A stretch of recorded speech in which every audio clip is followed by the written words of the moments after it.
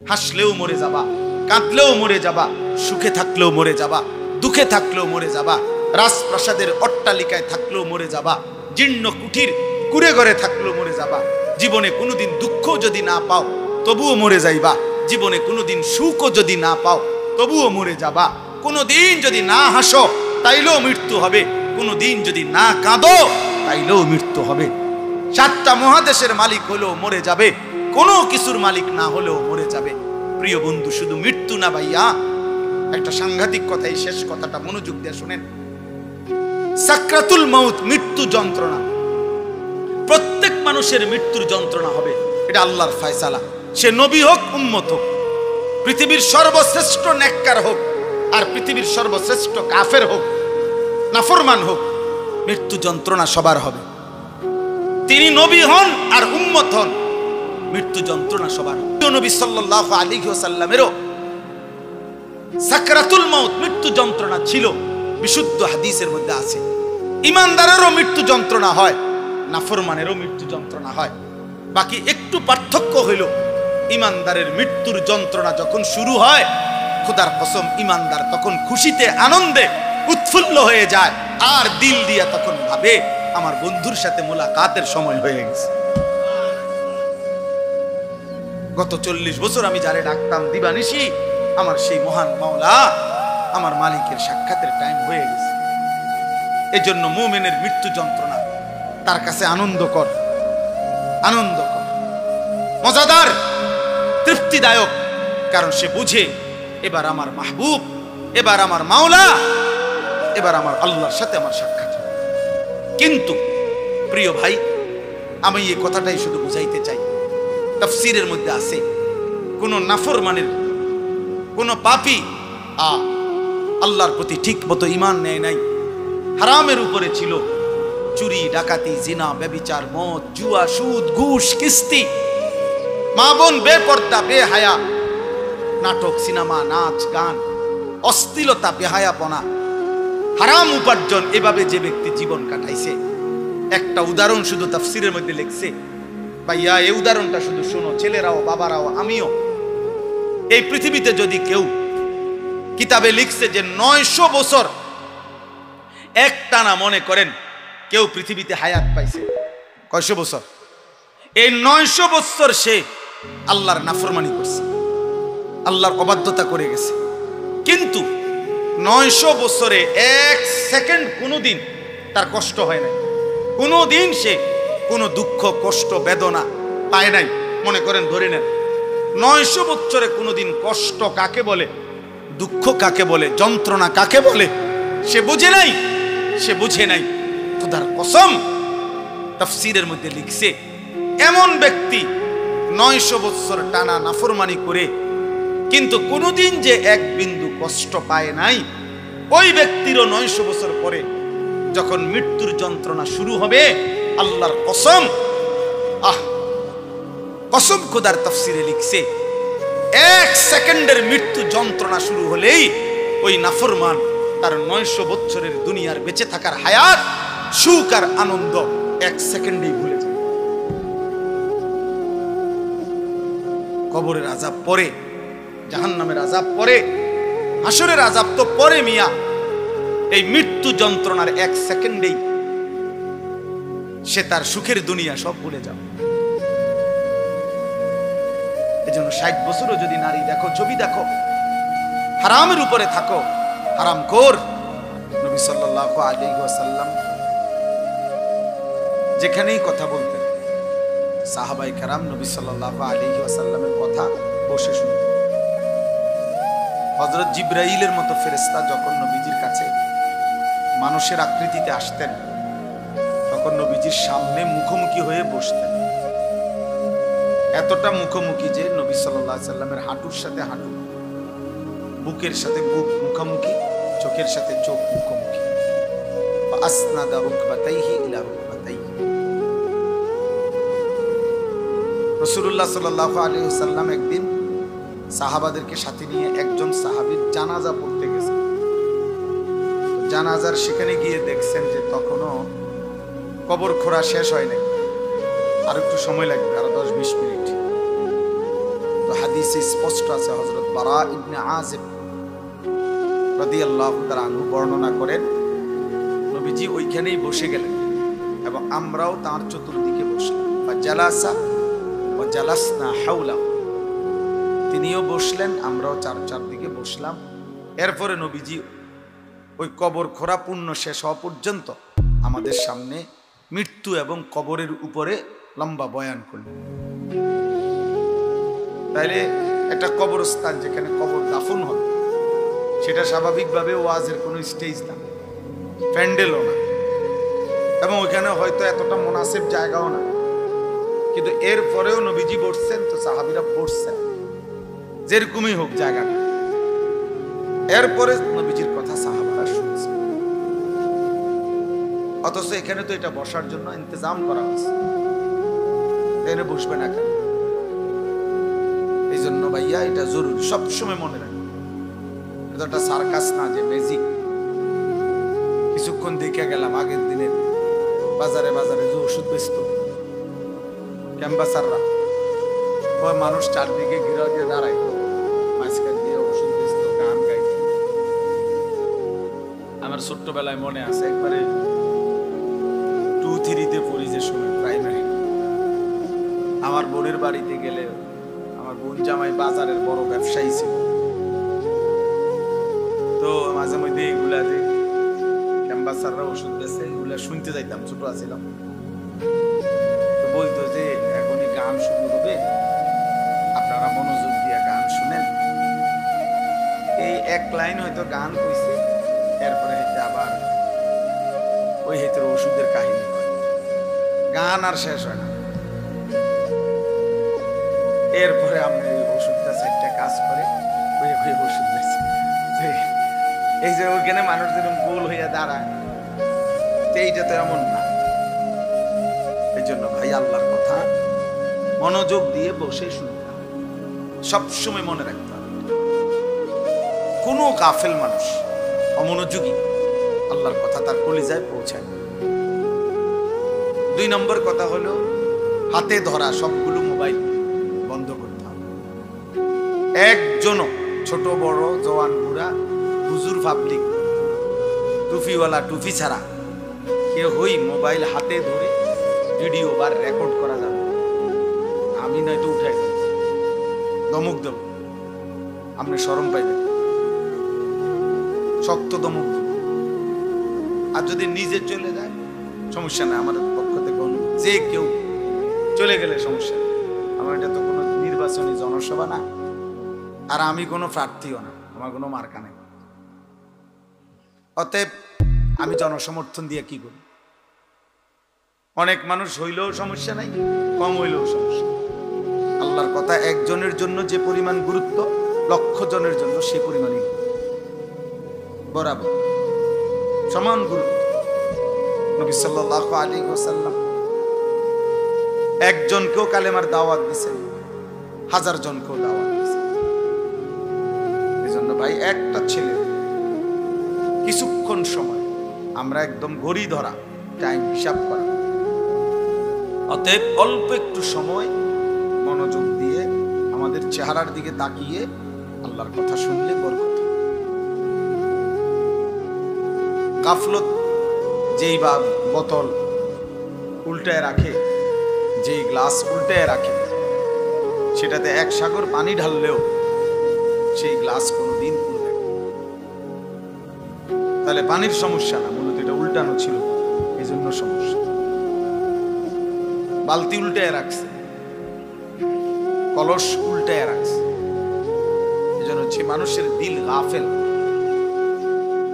তার দিলে তার সামনে 1000 কথাও কোনো কাজ হয়।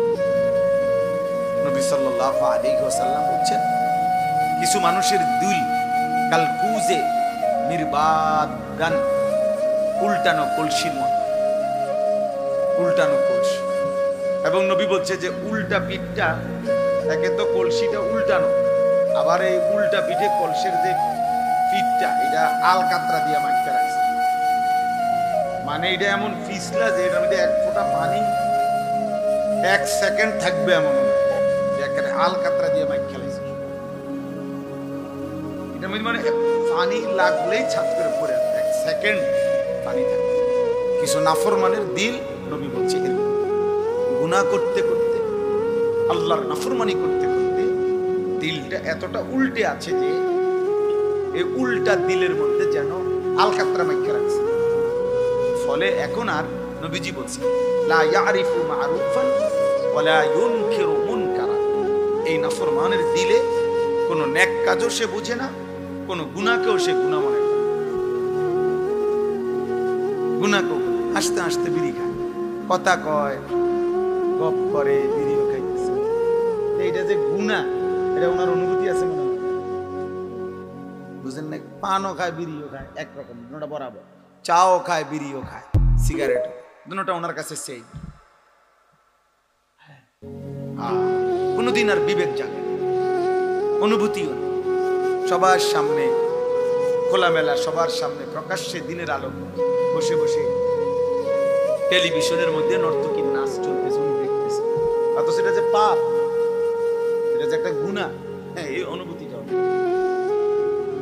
এটা বহুত বড় দুর্ভাগ্য। 30 বছর ধরে প্রত্যেক দিন সুদ খায়, মিশা কথা কয়, হাসতে হাসতে, কথায় কথায় গালি দেয়, হাসতে হাসতে গালি দেয়। আবার অন্যরা মজা পায় গালি দিলে, দিছিনি তোরে।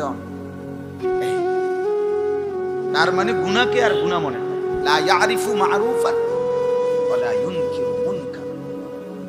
আল্লাহর নবী সাল্লাল্লাহু আলাইহি সাল্লাম বলেন, যার দিল উল্টে যায়, আল্লাহর নাফরমানি করতে করতে আলকাতরার মতো হয়ে যায়, ওই নাফরমানের দিলে আর কোনো নেক কাজ নেক মনে হয় না, গুনাহের কাজকে গুনাহ মনে হয়। গুনাহ মনে হয়। বাটপারির জন্য আরো পরিকল্পনা করে, সুদের ব্যবসার জন্য আরো অফিস খুলছে। তার মানে আমার সুদের উপরে আমি আরো লোক রাখছি, আরো সুদের পরামর্শদাতা আছে। আপনারা বলেন আরো কি লেটেস্ট পদ্ধতিতে সিটারি করা যায়? সিটারের উপরে আরো পরামর্শ চলতেছে, হারামের উপর।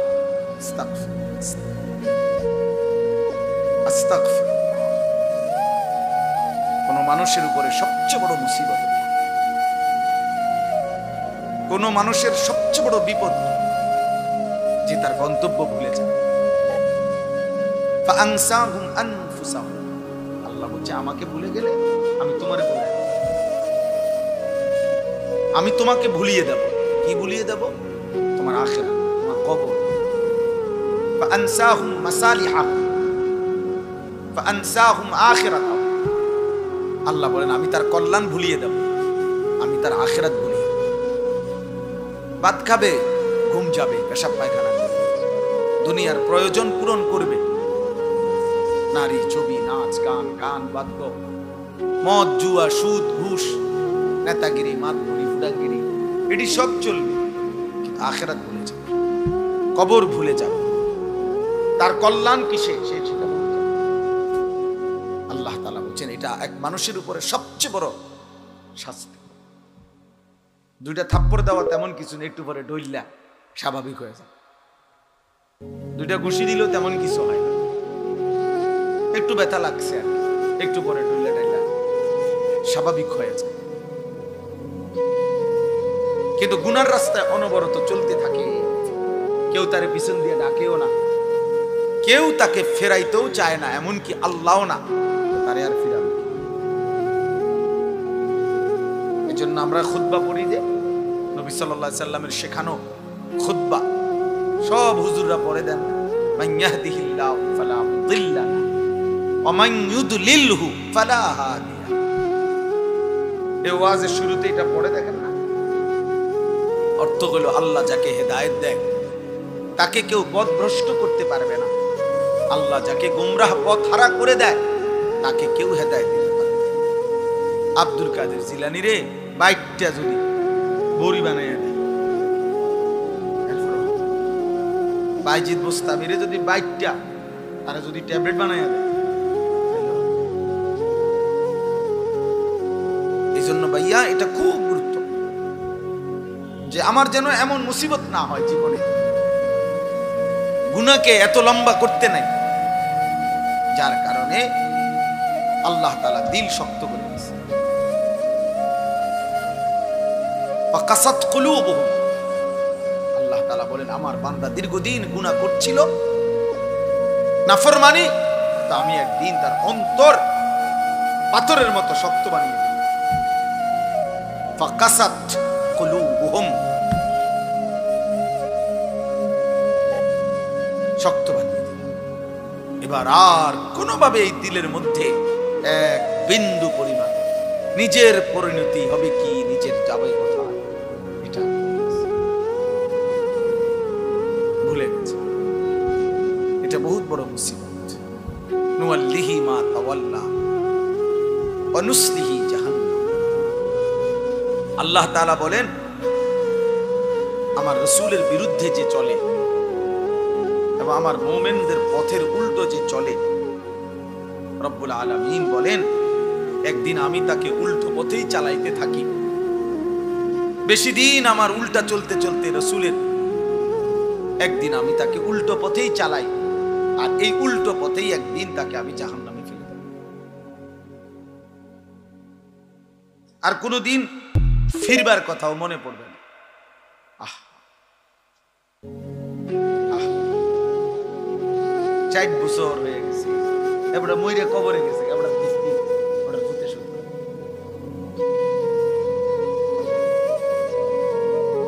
বুঝেন না এমনি কথা? ওনার ব্যাংকের লোন ওনার ফুটে শুরু করে।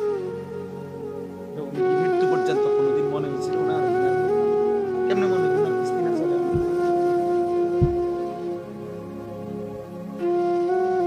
বলে ওনার সুদ, ওনার কিস্তি, ওনার ফুটে সুদ।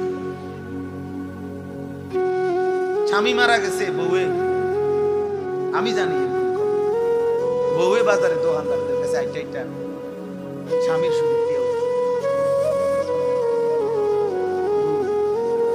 গোরকাঘাত দিয়া পর্দানসীন সুদ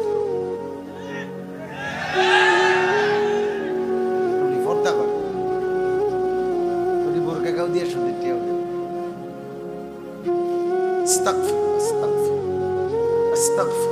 পর্দার কোনো দোষ নাই, বোরখারও কোনো দোষ নাই, দোষ হলো তোমার আখলাকের, দোষ তোমার আখলাক। আমি একদিন বলছে যে দাড়ি রেখে মিশা কথা কয়, আমি না দাড়ি রেখে তো মিশা কথা বলা যায় না, দাড়ি রেখে মিশা কথা বলা যায় না, কথা বলেন না কেন? মিথ্যা বলা কবিরা গুনাহ নেই, তো এই শেভ করলে যায় তো আর কি। মিথ্যা কথা তো আলাদা জিনিস, এটা লাগে দাড়ির লোক আমরা লাগাইছেন। মিথ্যা কথা বলা এটা সে বলা হোক আর দাড়িওয়ালা হোক, সবার জন্যই তো হারাম। তো এটা আমরা দাড়ির লোকে লাগাইছেন। হ্যাঁ রোজা রেখে মিশা কথা, তো রোজা রেখে মিশা কথা বলে অসুবিধা, মিশা কথা কি রোজা ছাড়া যায় যাচ্ছে না? কথা বুঝেন নাই? এটা রোজার লাগে আপনি মিথ্যা কথা লাগাইছেন। রোজার সাথে তো এটার সম্পর্ক, আখলাকের সাথে সম্পর্ক। এই জন্য আপনি যদি বলেন যে বোরকা পরে মিথ্যা কথা কও, না না বোরকা পরে মিথ্যা কথা বলে সমস্যা, মিথ্যা বলা হারাম, সবার জন্যই হারাম, সব অবস্থায় হারাম। এই জন্য এটা জরুরি বিষয়, এটা বহুত ভয়ানক বিষয়। আমি এটাই দেখাইতে চাইছিলাম। এই দেখেন, ওয়ালা ইয়াকুনু কাল্লাযীনা উতুল কিতাবা মিন ক্বাবলু ফাতালা আলাইহিমুল আমাদু ফাকাসাত কুলুবুহুম ওয়া কাসীরুম মিনহুম ফাসিকুন। আল্লাহ বলে আমার মুমিন বান্দারা ওই ইহুদিদের মতো, ওই বেঈমানদের মতো হয়ো না, যারা এত বেশি পরিমাণ, আমি তাদেরকে আসমানি কিতাব দিয়েছিলাম, কিন্তু আমার আসমানি কিতাবের ওয়াহির হুকুমকে প্রত্যাখ্যান করে লম্বা লম্বা স্বপ্নের আশা, স্বপ্নের জাল বুনে তারা নিজেদের আশা পরিপূর্ণ করতে হালাল হারামের মিশ্রণ করে চলতে লাগলো। ফলে আমি একদিন ফাকাসাত কুলুবুহুম, তাদের অন্তর পাথরের মতো মজবুত করে ফেলব। এবার আর পাক নাফাক হালাল হারাম, জায়েজ না জায়েজ, মাকেও দেখে, নিজের বোনকেও দেখে, রাস্তার মহিলাকেও দেখে, বিবিকেও দেখে, টেলিভিশনের নর্তকীকেও দেখে। মানে এই নাফরমানের কাছে হালাল ওর কাছে ওর বিবি আর টেলিভিশনের মহিলা বরাবর।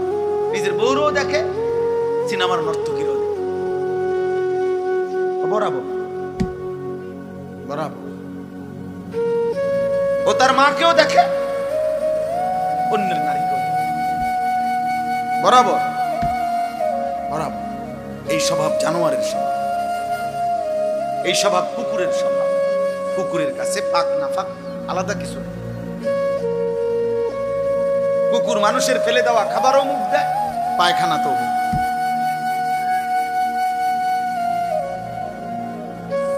এই জন্য পাপীর স্বভাব মূলত কুকুরের স্বভাব। কুকুর উচ্ছিষ্ট ফেলে দেওয়া জিনিসে মুখ দেয়।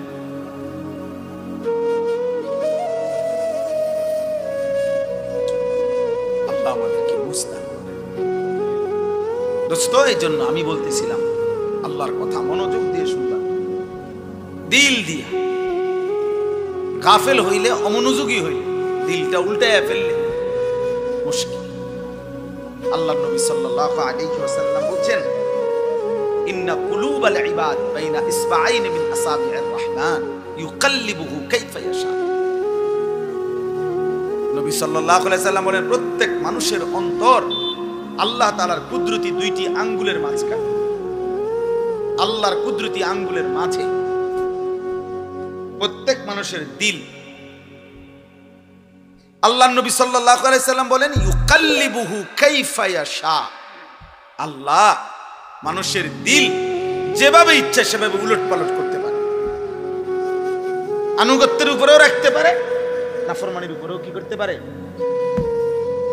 এজন্য আমাদের প্রিয় নবী